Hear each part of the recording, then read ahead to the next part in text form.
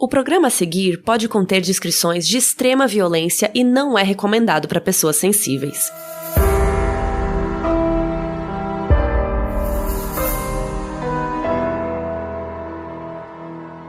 Olá pessoal, estamos de volta. Oiê! Aqui é a Bel Rodrigues. Aqui é a Mabê Bonafé. E hoje, infelizmente, a gente tá sem a Carol, mas fiquem tranquilos que ela volta semana que vem. E ela pediu pra dizer que ela é perfeita, etc, que a gente tá com saudade. A gente te ama, tá, Carol? E o tema de hoje é Amanda Knox.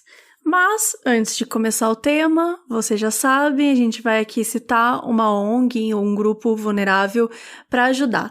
E hoje é o Fundo de Emergência para Sem-Tetos afetados pelo coronavírus. O MTST já distribuiu 150 toneladas de alimentos, 15 mil kits de higiene e limpeza, 282 litros de álcool gel e distribuiu quase 50 mil máscaras, além das refeições e marmitas nas suas cozinhas comunitárias, kits para gestantes e medicamentos nas periferias de São Paulo, Rio de Janeiro, Minas Gerais, Rio Grande do Sul, Alagoas, Pernambuco, Sergipe, Ceará, Roraima, Goiás e Distrito Federal. Então continuem contribuindo para que essa ajuda às periferias não acabe. E o link da vaquinha vai estar na descrição do episódio e também no Twitter e no Instagram, @moduspod.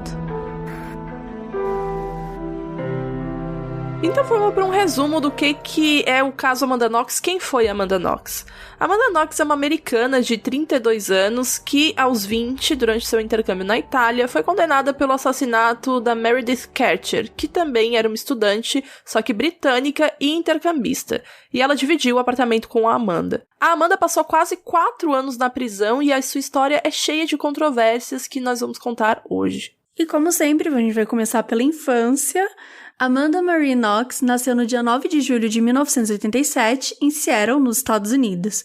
Os pais dela se divorciaram quando ela era bem pequena. E ela viajou para a Itália pela primeira vez com 15 anos de idade. Em 2005, ela se formou na escola, foi estudar na Universidade de Washington. E ela trabalhava meio período para juntar dinheiro para passar um ano estudando na Itália, que era, enfim, o sonho dela. E o pai achava que ela era muito inocente para ir sozinha, mas ela queria sair, ela queria aprender, amadurecer. Ela sempre se considerou esse espírito livre, tinha uns papos bem good vibes de liberdade, independência emocional, enfim, fala bastante disso no livro dela. E a família sempre foi bem de vida, né? Então a Amanda buscava essa independência, até mesmo quando ela cismou em trabalhar o meio período, mesmo quando o pai falava pra ela que ela não precisava. Então, mesmo com esse receio do pai dela, ela conseguiu realizar o sonho de ir pra Itália e foi morar numa cidade chamada Perugia. Essa cidade ela é muito conhecida pelas universidades e por isso, obviamente, tem muita gente jovem morando lá. Ela é considerada uma cidade universitária mesmo. Ela morava num apartamento de 4 quartos, como se fosse no térreo de uma casa na Via della Pergola, no número 7. Ela morava com 3 outras mulheres. Uma dessas mulheres era Meredith Kercher, que era a britânica e estudante intercambista também, e as outras 2 eram advogadas trainees, que já eram um pouco mais velhas que a Meredith e a Amanda. A Amanda se mudou para essa casa no dia 10 de setembro de 2007. É muito importante que a gente frise que vocês precisam prestar atenção nas datas, porque as coisas foram acontecendo muito rápido nesse final de 2007. Então essa linha do tempo foi até um pouco complicada da gente fazer, porque poderia ficar muito confuso para vocês. Então a partir de agora a gente vai falar só do ano de 2007 mesmo e do tempo que a Amanda se mudou ali, porque tudo aconteceu muito rápido. Obviamente, né, a convivência é complicada por conta das culturas diferentes de cada uma, daí vai dividir um AP com quem você nunca nem viu na vida e esperar que tudo saia perfeitamente é quase como uma utopia. Mas o que se sabe é que a Amanda ela era bem relaxada com as coisas, não ajudava muito na limpeza, vivia levando gente nova lá sem avisar ninguém.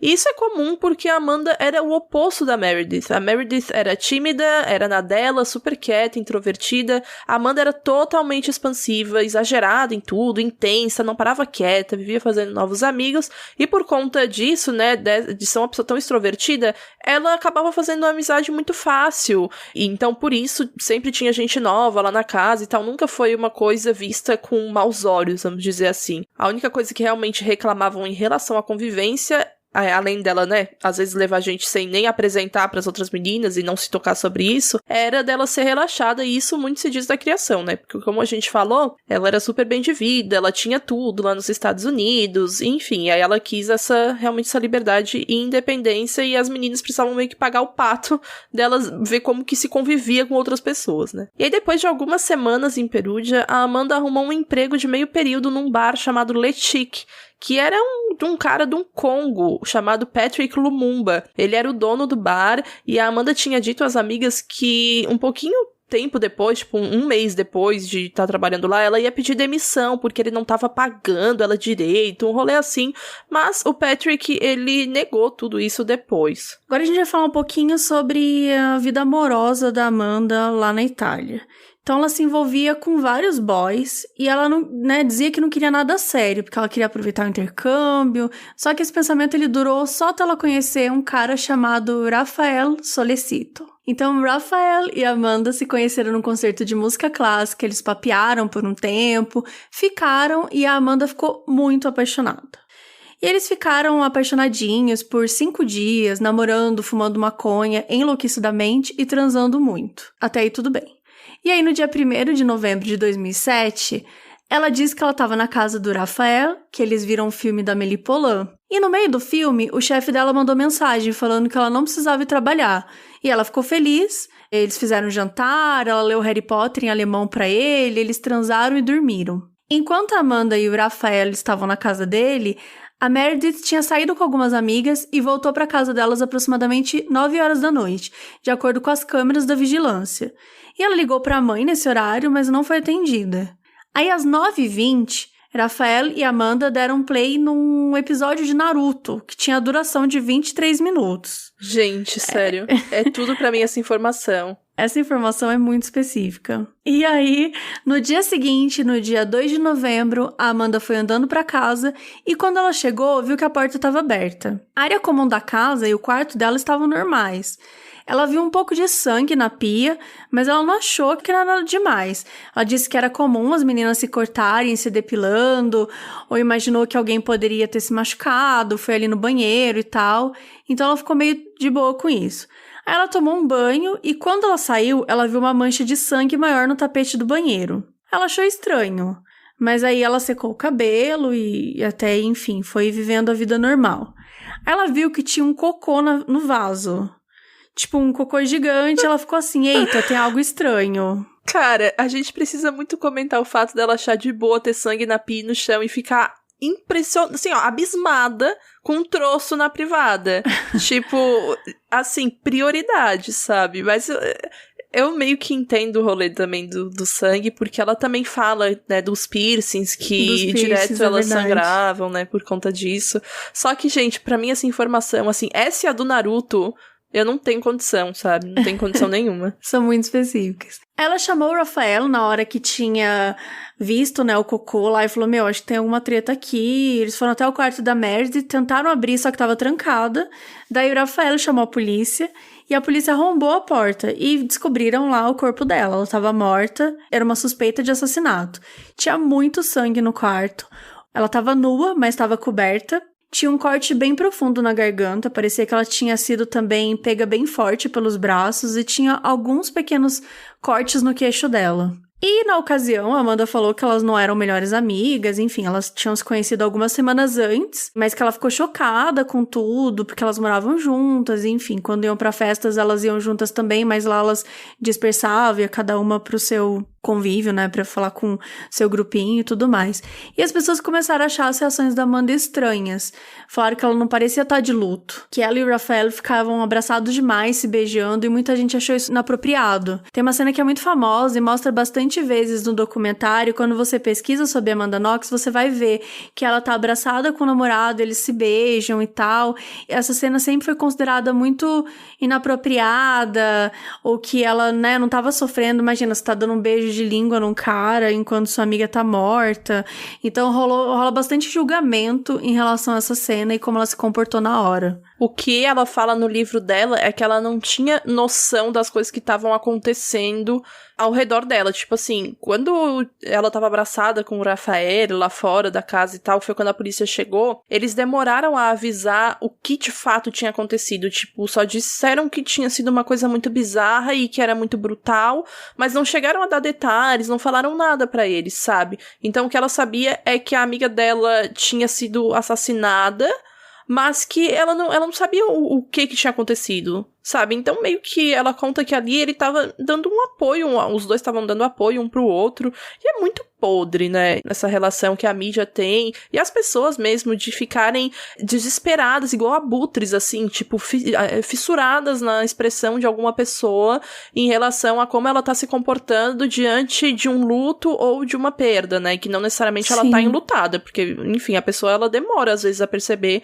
o luto, até o luto chegar, e até a gente tava comentando, né? A gente comentou que, bom, se você quer julgar uma pessoa por um assassinato ou por alguma coisa que ela deveria estar mais triste, ela deveria estar mais assim, mais assado, gente, cada um reage de uma forma, é muito específico isso. E outra, a gente tem um exemplo muito gráfico aqui no Brasil, que é o da Suzane von Richthofen no enterro dos pais, sabe? Ela parecia que ia morrer. Tava sofrendo, chorando, desesperada. E eu lembro das pessoas comentando, da mídia, eu era pequenininha, cara, e eu lembro da mídia comentando assim, de tipo, essa menina agora, coitada, ela vai ficar sozinha na vida, como que ela vai superar, etc, sabe? Tipo, isso é só um exemplo de como é bizarro e não faz sentido, não é necessário esse julgamento quando alguma coisa tão brutal acontece, que deveria ser o foco de todos os sentimentos, sabe? E transmite esse sentimento de indignação e de tristeza pra família da pessoa que morreu, né? Pros parentes da vítima.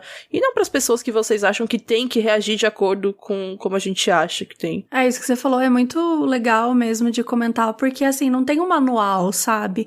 Como que eu me comporto quando alguém morre? A gente é complexo, né? Os sentimentos são complexos. Totalmente. A gente não sabe como que a gente vai interagir e relacionar com isso. É claro que a gente sempre fala que tudo é importante. É importante você conhecer a personalidade da pessoa pra entender, né, como é que ela funciona, como é que ela age, até pra perceber ela foi fria ali ou fazia algum sentido ou faz parte da personalidade dela.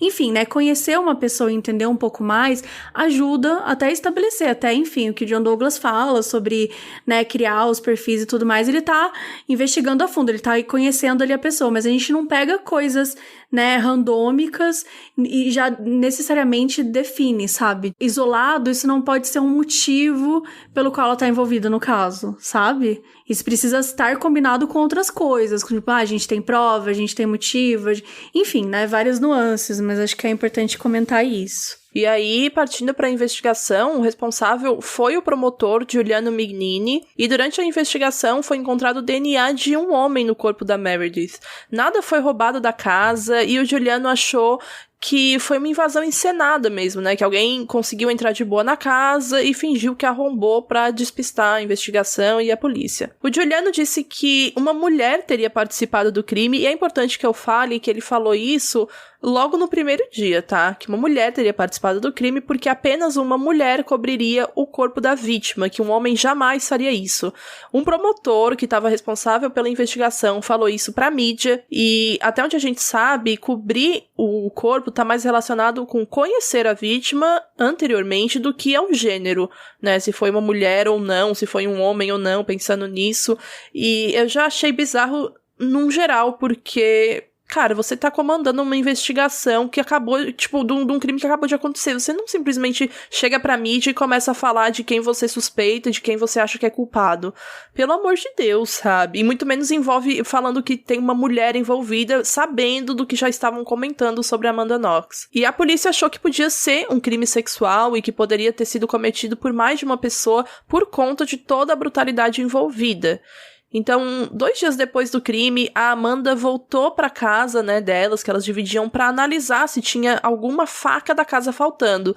Porque no laudo, na autópsia da Meredith, elas viram que ela levou várias facadas também. E aí rolou isso da Amanda voltar pra lá e tal. E ela foi acompanhada por um cara da polícia, um investigador também.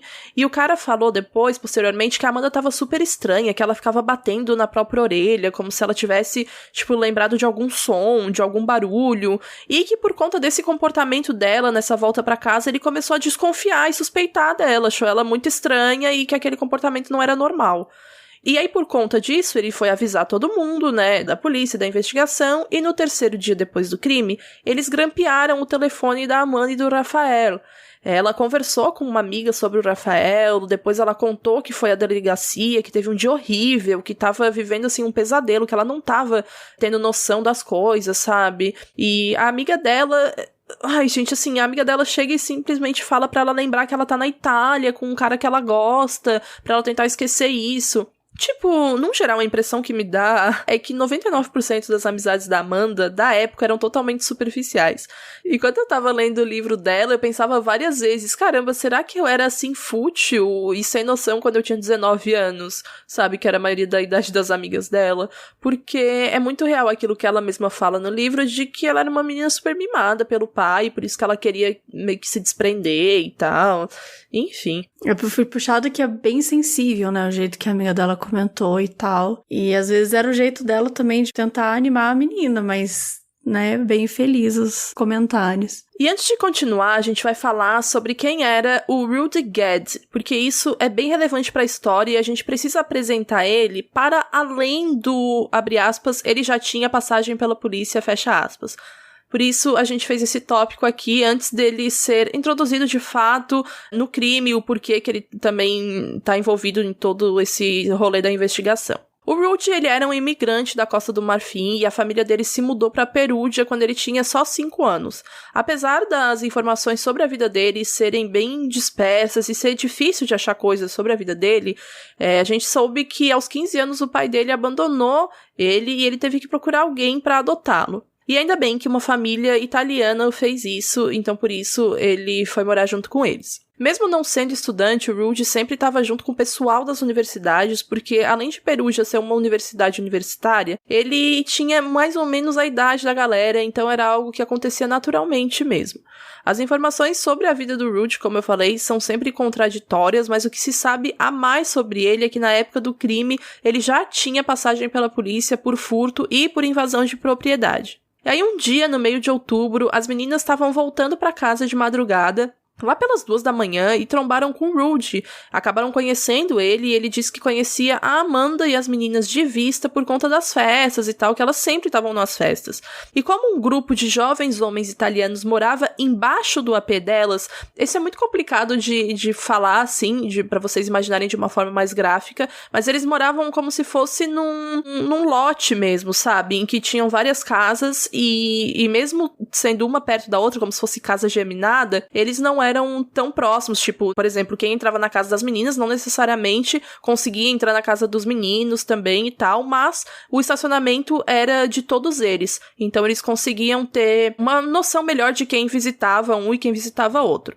E aí, como esse grupo de jovens italianos, homens, morava embaixo do AP delas, era comum que o Rudy estivesse por lá porque ele era amigo deles.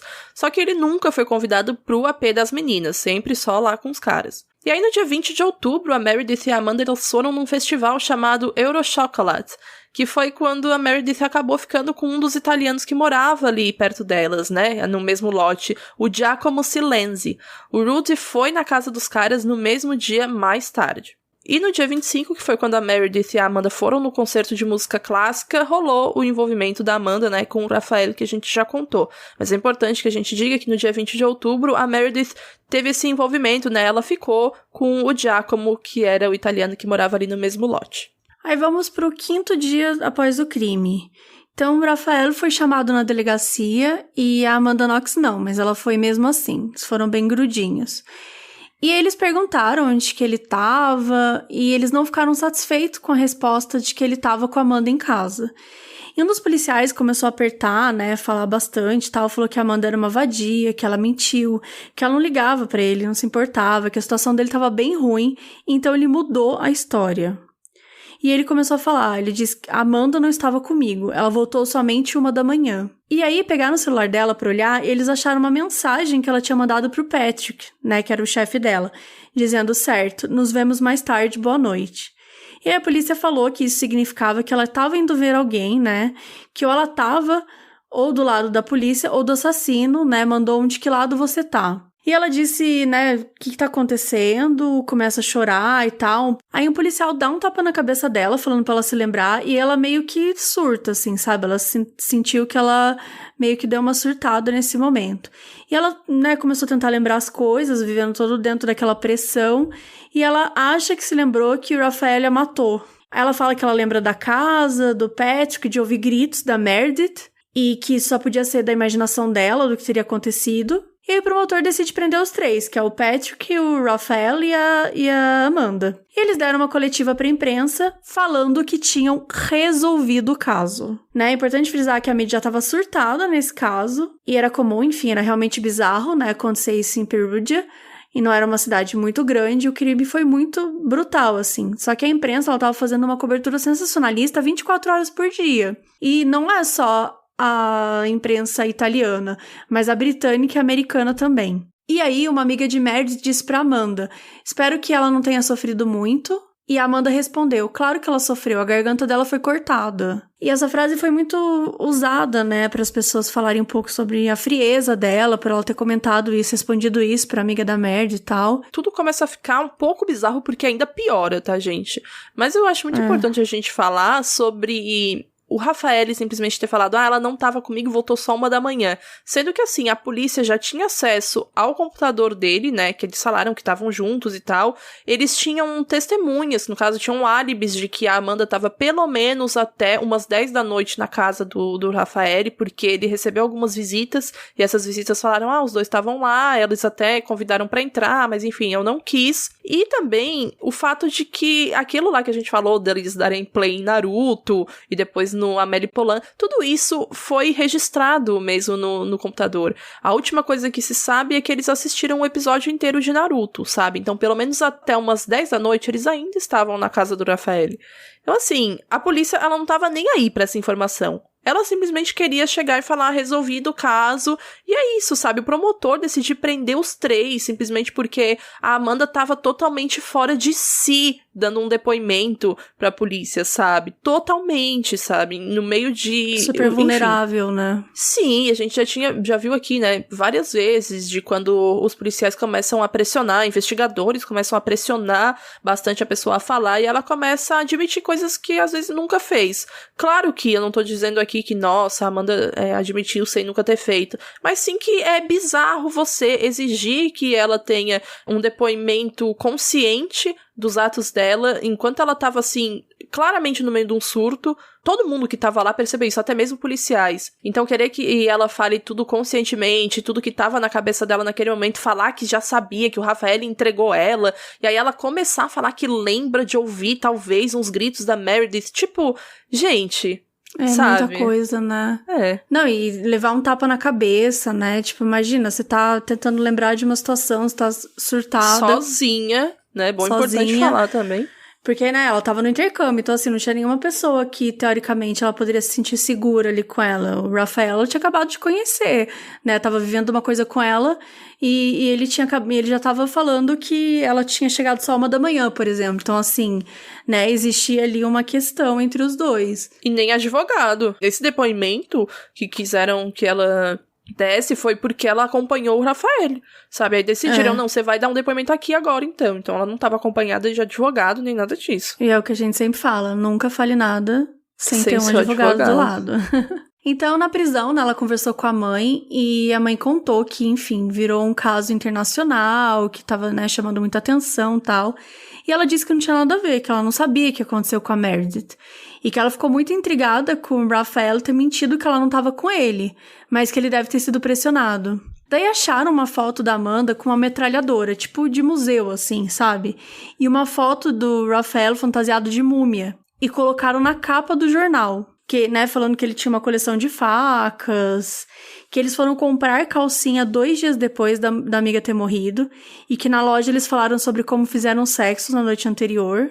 Então, a mídia começou a explorar muito esse lado sexual da Amanda Knox, né? Chamava de femme fatale, dominatrix, mulher devoradora de homens. Foxy Knox virou o apelido dela. Realmente foi uma exploração muito forte no lance da sexualidade, dela ser uma menina que tava, né, envolvida com outro cara e transava e falava sobre isso abertamente. O que tem a ver o que você faz com uma pessoa ou com outras pessoas, o que quer que seja?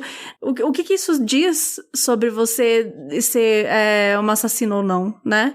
Um crime sexual é um problema, é isso que tem que ser investigado. Agora, uma vida sexual não é um problema, né? Se tudo tá consentido, se tá tudo certo, não tem por que preocupar com isso. Sim, e nesse momento a mídia começou a realmente surtar em cima da vida da Amanda, né? Da vida dela com os homens, começaram a ir atrás de gente conhecer ela no ensino médio, ensino fundamental, lá nos Estados Unidos, pra perguntar com quem ela já tinha se envolvido, pra levar pra jornal lá do exterior, da Itália, de Londres. Então, assim, gente, pelo amor de Deus, começou a virar realmente uma bola de neve que seria muito difícil de voltar atrás, porque as pessoas começaram a fazer o júri popular e começaram a julgar a Amanda já tendo um veredito de que ela era invejosa ou ela queria todos os homens pra ela e não queria competição, sabe? Sem brincadeira, isso virou realmente uma pauta. Patético. E aí, 3 semanas depois de tudo isso, o Patrick, né, o chefe dela, conseguiu provar um álibi e foi solto. O promotor disse que ela só falou o nome do Patrick pra despistar a investigação em relação a ela. E ela disse que depois de horas de interrogatório, ela tava cansada e tal, ela não sabia mais o que ela tava falando naquele dia, ela não sabia o que tava acontecendo. E aí eles disseram que ela foi encontrar ele e que a mensagem provava isso, que a mensagem que ela mandou provava isso. Gente, a mensagem não prova nada, foi simplesmente uma forma de falar, sabe? E aí o promotor perguntou 1000 vezes por que falaram o nome do Patrick, por que ela falou o nome do Patrick. Ela disse que é porque eles queriam que ela falasse isso, que tava cansativo demais, que era coisa demais pra cabeça dela, que ela não sabia por que estavam fazendo aquilo com ela, tava desesperada. E aí o Juliano, o promotor, disse que ela tem um comportamento anarquista e que ela não aguentava ser questionada. Em nenhum momento ele simplesmente assumiu que era só a personalidade da Amanda. Ele preferiu transformar isso numa narrativa da mulher que não aceita regras, que ela era transgressora, que não respeitava ninguém, etc. Basicamente, ele começou a jogar junto com a mídia, né? Ele sabia que a mídia tava falando isso, e aí ele se aproveitou dessa narrativa e... podre. E aí, quando ela tava na prisão já, eles fizeram um exame de sangue e descobriram que a Amanda era HIV positivo. E aí, um diário que ela escreveu na prisão vazou pra imprensa. E ali tinha as pessoas que ela transou com ou sem preservativo, que ela tava preocupada, né, com o lance da HIV, obviamente. E já que sabia que estavam usando sua vida pessoal pra justificar que ela assassinou a amiga, porque a amiga dela era comportada demais e não aceitava sua vida louca. Então eles confiscaram o diário e vazaram, e soltaram na mídia que ela era pervertida, que tinha muitos amantes, que era doente, né, voltou aquele Foxy Knox, que ela usava e abusava dos homens porque era bonita. E o mais bizarro é que, no fim, ela nem tinha HIV. Fizeram isso pra deixá-la vulnerável e doida, e por causa disso, talvez gerar uma confissão. Eu não consigo colocar em palavras o quão absurdo é isso. Cara, eu não consigo falar sobre isso. Me dá gatinho, assim, sério, velho. Isso é uma coisa que dói, assim, de verdade. E de novo, não é sobre... Não importa se ela é culpada ou não. Você não pode fazer isso com uma pessoa. Você não pode colocar dessa forma, jogar na mídia, vazar informações que são íntimas, usar da sexualidade da pessoa, da vida sexual dela. Isso é inaceitável, ainda mais criar na cabeça dela que ela tinha uma doença pra ver se ela faz uma confissão, tipo, como assim? E lembrando que isso é 2007, né, gente? Ainda era uma coisa bem difícil de se falar e era um tabu, até hoje, né, muita gente ainda considera tabu falar sobre, e naquela época era pior, e ainda pior por conta dela ser uma mulher que já estava sendo vislumbrada na mídia como a mulher abusadora de homens, que não aceitava os homens e que usava da vida deles porque ela queria todos os homens pra ela e acabava não se satisfazendo com nenhum. Aquela velha narrativa de que se a mulher, ela dá algum risinho quando ela tá sendo acusada, ela é uma psicopata, um lobo em pele de cordeiro, ainda mais porque eles chamavam muito a Amanda assim, porque tem muito a ver sobre padrão de beleza, né? E ela é branca, de olho claro, E aí ficavam colocando que ela era o lobo império de cordeiro, não se enganem com as aparências. E isso também dizia muito sobre as pessoas. Tipo, como assim se enganar com as aparências, sabe? Por que eu me enganaria com a aparência dela? Pelo amor de Deus. Tudo tava errado. Não tem uma cara de assassina, né? Total. Não existe uma cara. Então, se não existe uma cara, não tem por que enganar com as aparências. Porque a menina, ela é padrãozinha, ela necessariamente não fez nada, né? Então, são coisas que são muito utilizadas mesmo pra, como você falou, pra sempre menosprezar a mulher, colocá-la em outra forma. E é muito pesado ver isso rolar, assim, em todas as circunstâncias, assim, né? Sim, e cara, no negócio do diário dela, tem foto do diário dela. A gente pode colocar no nosso Twitter depois pra vocês verem, né, nas threads que a gente faz depois do episódio, mas dá pra ver, tipo, que é muito uma coisa que ela fez no desespero, cara. É literalmente ela colocando o nome dos caras e do lado se ela colocou camisinhas, né, se ela usou preservativo ou não. Tipo, o ponto que a pessoa chegou porque estavam colocando coisa na... Tipo, inventaram que ela tinha HIV, gente. Cara, eu não consigo conceber isso, sabe? Eu realmente não consigo, eu me sinto desrespeitada totalmente, não só por ser, enquanto ser humano, enquanto mulher, enquanto tudo. É assustador pensar que uma pessoa passou por isso. E ainda indo para evidências e provas, a faca do assassinato, ela nunca foi encontrada. Eles olharam na casa do Rafael, acharam várias facas, e acharam uma que poderia, né, tinha potencial para ser arma do crime, e eles falaram pra imprensa que acharam. Era muito rápido, né, que as coisas eram resolvidas. Tudo que era pra ser sigiloso foi colocado na imprensa. Não tem como isso dar certo. E aí foi dito que tinha o DNA da Amanda no cabo da faca. E que na parte da lâmina tinha o DNA da Meredith. E que acharam o DNA do Rafael no fecho do sutiã da Meredith. E a análise da cena era que o crime tinha sido cometido por 3 pessoas. Mas nunca foi contado a fundo sobre isso, nunca explicaram exatamente como teria sido cometido por 3 pessoas. Mas eles acreditavam que a Amanda mandou o Rafael e o Rudy, né, agora o Rudy entra pra história de novo, matarem e estuprarem a Meredith. Só que não tem nada da Amanda na cena do crime. Sim, eu até fui ler sobre isso nos autos mesmo do processo, nos laudos em italiano, gente, pelo amor de Deus. Italiana. Eu fui procurar sobre isso porque... Sabe, eu fiquei pensando, não é possível que a análise da cena falou que tinha sido cometido por 3 pessoas e não tem nada que ligue, que sabe, que simplesmente deu uma base pra isso, mas realmente não tem mesmo. Só que eu queria deixar claro isso. E vamos lembrar que era a casa dela, né? É. Não é difícil você encontrar o DNA da pessoa na própria casa, né? Então eles não conseguiram achar nada no quarto da Meredith que tivesse linkado de alguma maneira com a Amanda. Por isso que falaram o rolê da faca, que acharam que tinha uma partezinha da lâmina, tinha DNA da Meredith e no cabo da faca tinha DNA da Amanda, sendo que a faca era da casa do Rafael, sabe? Ela tinha falado já no primeiro depoimento que eles tinham feito comida, etc. Então, gente, não é uma prova concreta e contundente pra prender uma pessoa.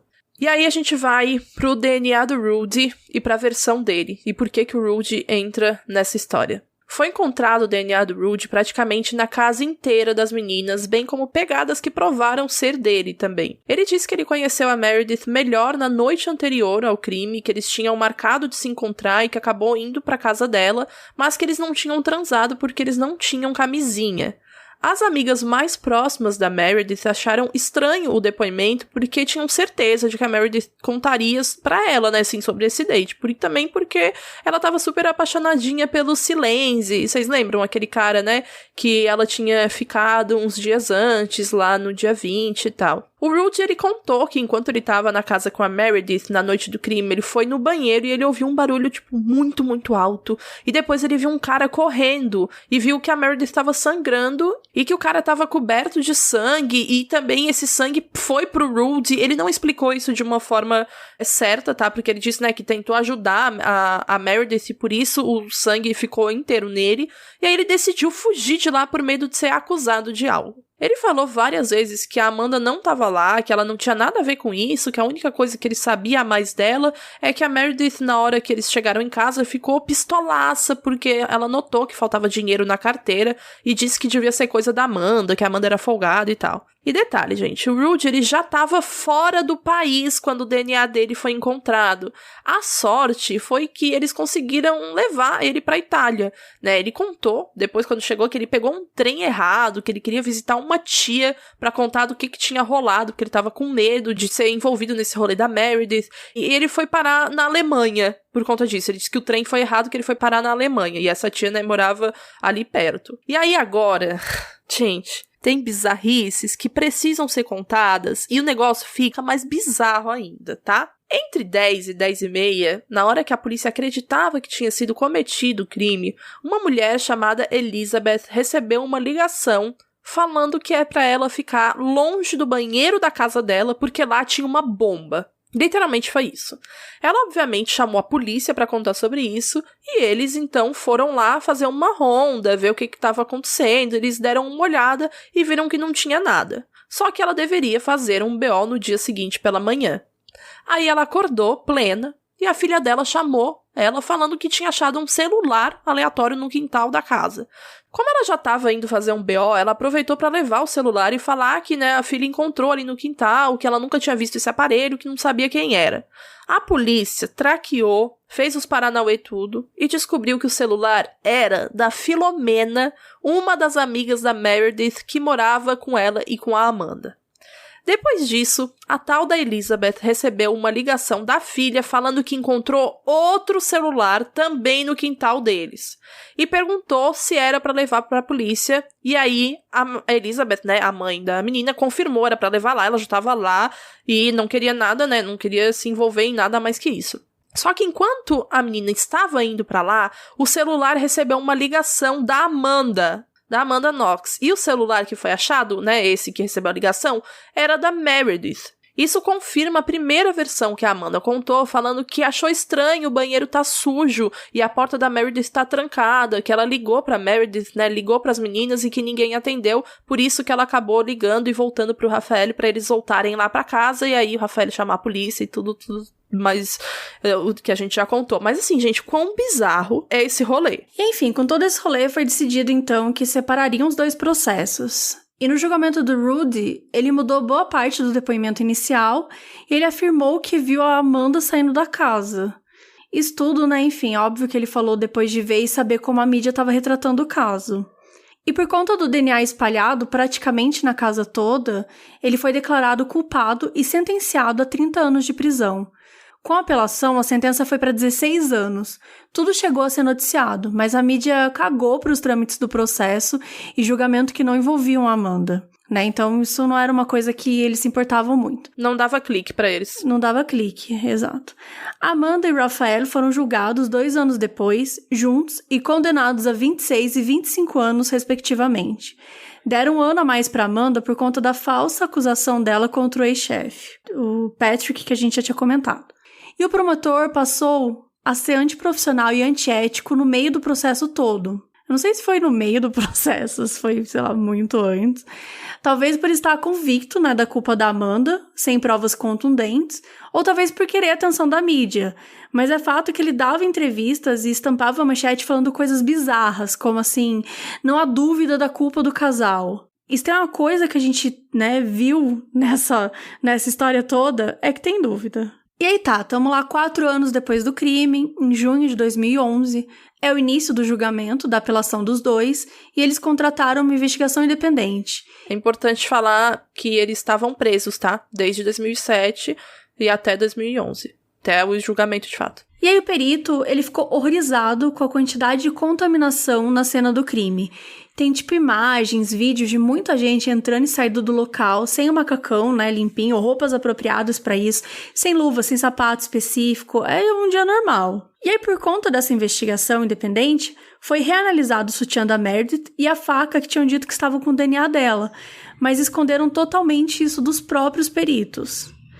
E a especialista achou que a contaminação rolou no próprio laboratório também, porque no fecho do sutiã foi encontrado DNA de 3 homens, sendo o Rafael um deles. E o cabo da faca realmente continha DNA da Amanda, mas era uma faca aleatória da casa do Rafael, que a polícia queria pegar para analisar. Só que a parte da lâmina tinha quase nada de DNA, então era pouco para ser usado como prova e a probabilidade de contaminação era alta demais. Por isso, ele deu como laudo inconclusivo. Segundo a perita, não tinha dúvidas de que os resultados tinham sido contaminados. E é bom lembrar que a cidade era pequena, não era comum crimes hediondos, muito menos assassinatos tão brutais como o da Meredith, e não é como se tivesse uma grande investigação, os processos e as pessoas estivessem super envolvidas ou acostumadas a pesquisar e trabalhar em relação a isso. E aí, em outubro do mesmo ano, foi finalizado o julgamento da apelação. O casal, né, que agora era ex-casal, foi absolvido porque eles não cometeram o crime. Isso dado, obviamente, no julgamento. E a Amanda estava com 24 anos. As pessoas fora do tribunal estavam putas, falando que era uma vergonha. É aquele famoso Lollapalooza, né, gente? Que a gente fala que tem fora de um tribunal onde o caso vira notícia por vários meses. No dia seguinte, a Amanda já voltou para os Estados Unidos. Ela não queria nunca mais voltar para a Itália, nas próprias palavras dela. Ela estava extremamente traumatizada com tudo. Só que a imprensa americana começou a questionar o que eles iam fazer com a presença dela lá. Se ela ia pro Dança dos Famosos para aproveitar a fama instantânea dela. Perguntaram pro pai da garota o que iam fazer pra aproveitar que ela tava famosa, e ela ia ficar famosa rápido, né, que era uma coisa que ia acabar logo, e em um mês ela não seria mais famosa. E é sempre bom lembrar que a mídia que inventou o sensacionalismo foi a mídia americana, então isso não me surpreendeu nem um pouco. Assistam Lorena. A Mabê tá pregando a palavra. Tô pregando a palavra de Lorena, mas é um case sobre o sensacionalismo da TV americana. É inacreditável. E aí, 6 anos depois do crime, 2 anos, no caso, né, depois da finalização do julgamento, em março de 2013, a corte italiana achou, de novo, que os dois eram culpados, com o promotor Giuliano encabeçando o processo novamente, falando que ela tinha que voltar para a Itália para cumprir pena, baseado somente em evidências circunstanciais, ou seja, nada concreto, inclusive o comportamento e relacionamentos dela. Ele usou isso falando que ela era culpada, e a corte italiana achou, né, que os dois eram culpados novamente. Aí, um ano depois, eles foram acusados novamente do assassinato. Amanda estava nos Estados Unidos e Raffaele estava em outro lugar da Itália. Ela não ia voltar, até rolar a decisão da nova apelação para a Suprema Corte Italiana. Tipo, sério? E assim, isso tinha acontecido em janeiro e a decisão da Suprema Corte poderia demorar ainda. Então, um ano depois, eles foram absolvidos de novo. A Suprema Corte Italiana soltou o motivo que eles foram absolvidos: falhas atordoantes na investigação e busca da mídia por culpados, contaminação de evidências da cena do crime e um laudo inconclusivo. Então não tinha traços biológicos que ligassem eles aos crimes, e que tudo refeito apontava para o Rudy Gued, que já tinha sido condenado e estava cumprindo a pena.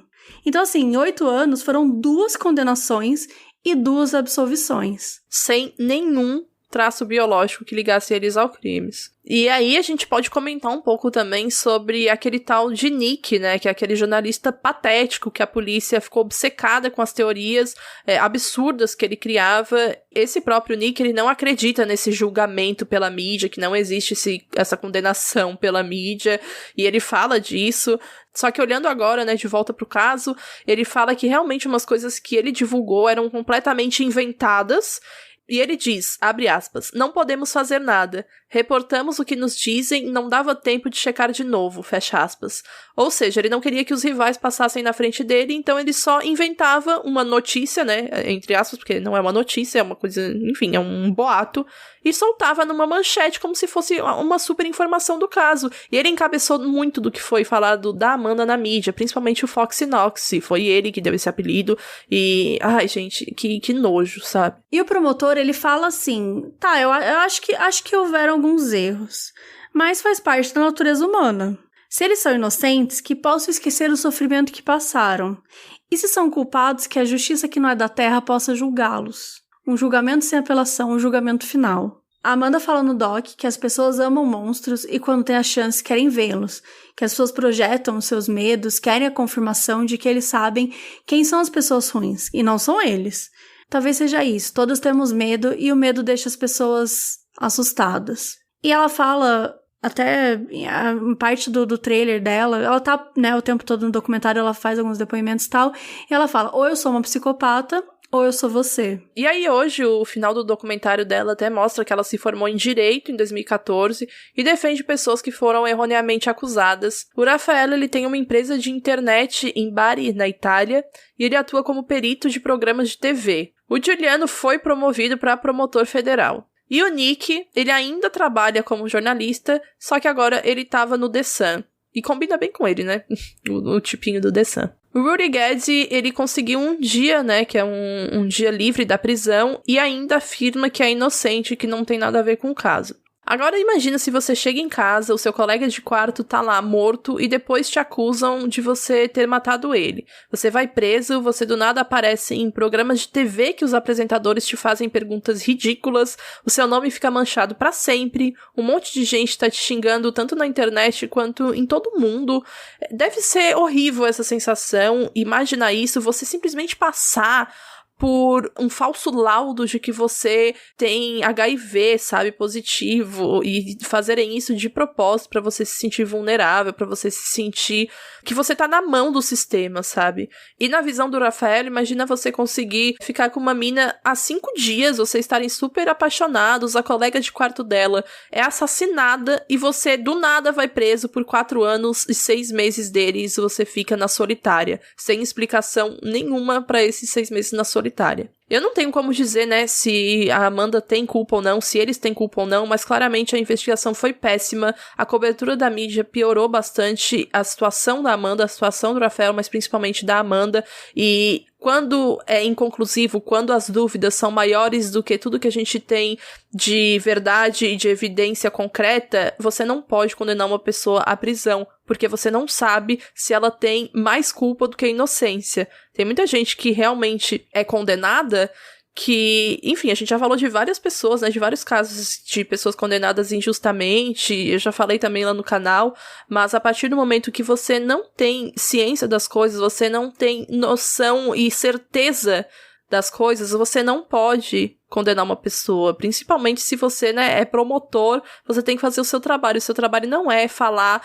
E o seu trabalho não é falar pra mídia o que tá acontecendo na investigação, coisas que nem passaram ainda por outras pessoas, por perícia, por tribunal, as coisas não tinham ainda sido conversadas internamente, já estavam nos jornais, nos tabloides, isso não poderia dar certo, isso não poderia ser levado a sério. Por mais que você não tivesse experiência, por mais que você seja de uma cidade pequena, que não tá acostumada com esse tipo de crime hediondo, você não pode brincar com a vida das pessoas dessa forma, porque enquanto a pessoa tá sendo julgada, ela ainda deve ser tratada como inocente, e ela nunca foi tratada como inocente, desde o começo. Por mais que você ache que ela é culpada, você tem que fazer o seu trabalho. O seu trabalho é tratá-la de acordo com como a Constituição manda, principalmente na Itália, que é o berço da criminologia, é o berço, né, do direito penal, e bizarro como consegue ser tão punitivista ao mesmo tempo que criou uma ciência empírica tão boa de ser estudada como a criminologia. E de referências, a gente tem o documentário Amanda Knox, que é produzido e dirigido por Rod Blackhurst e Brian McGinn. E ele tá disponível na Netflix. E muita gente comenta que o doc é bem confuso. Tanto que, assim, as pessoas geralmente falam uma coisa muito parecida até com o documentário do Aaron Hernandez. É tipo, eu não tô entendendo o que tá acontecendo, tem muita coisa acontecendo, não tem nenhuma teoria que vai até o final, não tem nada que você vai meio que mostrando as coisas, mas mesmo a forma como mostra, eu sinto que ele peca um pouco pra mostrar, por exemplo, a cobertura da mídia, ela foi muito pesada, e eu não acho que o doc, ele dá todo o peso que deveria pra isso.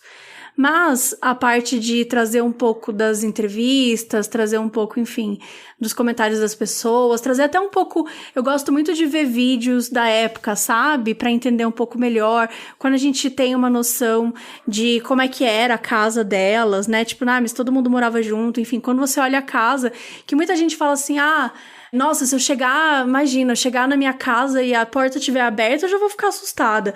Mas você mora com outras 2 pessoas e é uma cidade pequena, universitária, tipo, é meio que uma vilinha com um monte de gente, né, um monte de casa. Então, assim, não é estranho a porta tá aberta. São várias coisas que às vezes as pessoas comentam, mas quando você vai olhar o contexto, não me soa estranho, né? Eu acho que tem outras coisas muito estranhas nessa história, tem muita, né, coisa pra dizer. Eu não consigo chegar a uma grande conclusão sobre esse caso. Concordo contigo que, independentemente dela ser culpada ou não, ela não merecia o tratamento que ela teve. A forma que a investigação acontece, ela precisa ser através daquilo que for descobrindo, e não como acredita que a pessoa tenha feito, e não porque a pessoa tinha uma vida sexual ativa. Foi o famoso, né, não tenho provas, mas tenho convicção. Exato. E uma coisa que a gente fala muito sobre o confession tapes, né, é muito bizarro, assim, quando você olha e fala assim, nossa, não, mas ela assumiu o que aconteceu, ela assumiu o que ouviu. E eu confesso que quando eu era mais nova, eu também ficava meio assim, gente, mas assumiu, como assim? Só que aí quando você vai olhar o que as pessoas fazem, pensa, olha a situação, sabe? Making a Murder, confession tapes, rola às vezes tortura, rola uma pressão desgraçada, a pessoa não tem uma estrutura emocional pra lidar, tá morrendo de medo, não sabe como fazer, sente acuada. As pessoas sim assumem coisas que elas não fazem necessariamente. Então, é por isso que a gente sempre fala, tipo, não fale nada sem o advogado do lado, não é porque, estamos defendendo um ou outro, mas é porque o advogado, ele ajuda a garantir a sua dignidade. Ele ajuda a garantir que você seja ouvido de uma forma justa, de uma forma correta, que você tenha os seus direitos, né? Como diz a Constituição. Eu também não tenho, né, uma opinião sobre, meu Deus, será que ela é culpada? Será que ela é inocente? E eu tenho pavor dessas conclusões de tipo, sabe, preto no branco, porque claramente, né, isso não é um caso preto no branco, até a gente contou aqui esse tempo todo por conta disso, bem diferente do que eu penso em relação, por exemplo, ao Michael Peterson, que a gente já falou aqui também no The Staircase. Eu tenho muitos problemas também com a forma com que a investigação aconteceu, com que todo o julgamento aconteceu, mas não é a mesma coisa que eu acho com a Amanda, né? Porque eu acho que a Amanda, se fosse pra falar, eu falei do Michael Peterson, que eu achava ele mais culpado que inocente. A Amanda, eu acho ela mais inocente do que culpada por todo o conjunto, principalmente por ela ter confessado, né, entre aspas, aquilo de ter ouvido gritos e, tipo, no mesmo laudo, tipo, na mesma perícia, eles terem feito a investigação no computador do Rafael e terem visto que ela tava com ele, que eles de fato, e quando ela falou, né, que ouviu grito, sei lá, que achava que tava ouvindo coisa e tal, ela tava junto com ele, eles estavam assistindo Naruto, eles estavam assistindo Amélie Poulain, então, assim, isso pra mim diz muito sobre como foi essa investigação toda e como foi recolher os depoimentos dela. Eu acho que tem muita coisa pior ainda, tem coisa, né, que ela fala no livro, que também foi uma referência aqui pra esse roteiro que a gente fez. O nome do livro dela é Waiting to be Heard, a Memoir, ou seja, é tipo um livro de memórias dela, que em tradução livre é Esperando para Ser Ouvida. É um livro que ela mesma escreveu. Eu já li e eu me surpreendi com o livro, porque eu achei que ele seria bem mais um socorro, eu não fiz nada, você precisa acreditar em mim, e eu acabei me deparando só com devaneios de uma mulher que, lógico, alega que é inocente, mas não torna isso o foco da história dela.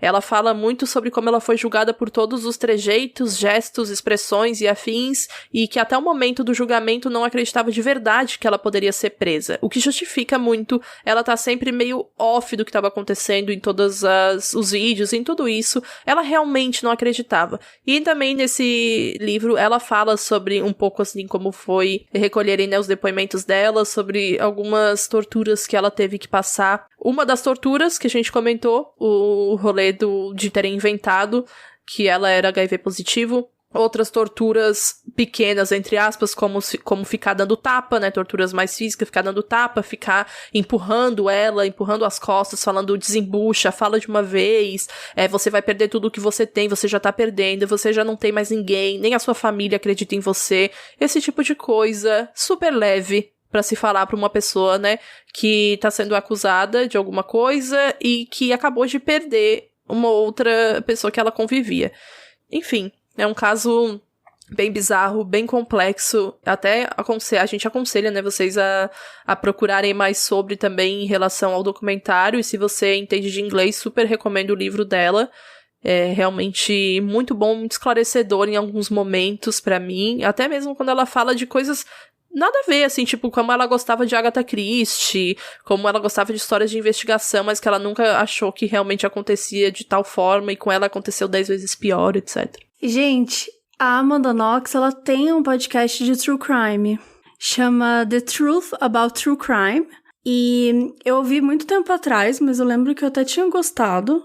E ela tem um episódio com a Lorena Bobbitt, né, que castrou o marido, aquela mulher que cortou e tal, o pênis do marido dela, e também dá enfim, bafafá, e eu recomendo essa série que chama Lorena, e é da Amazon Prime, na verdade é um documentário. E, enfim, só pra contar também que ela tem esse podcast que eu achei interessante contar, né, que ela, como a gente falou, ela formou em Direito, então ela acabou se interessando por esse tipo de conteúdo. Enfim, ela produz conteúdo sobre isso também, mas, sendo bem sincera, não ouvi nenhum recentemente pra dizer se é bom ou não, mas eu lembro que há um tempo atrás eu tinha ouvido um episódio. Enfim. Bom, é isso então. Acho que a gente já falou tudo que tinha pra falar. Meu Deus, a gente falou horrores, Mabê, pelo amor de Deus, 2 matracas.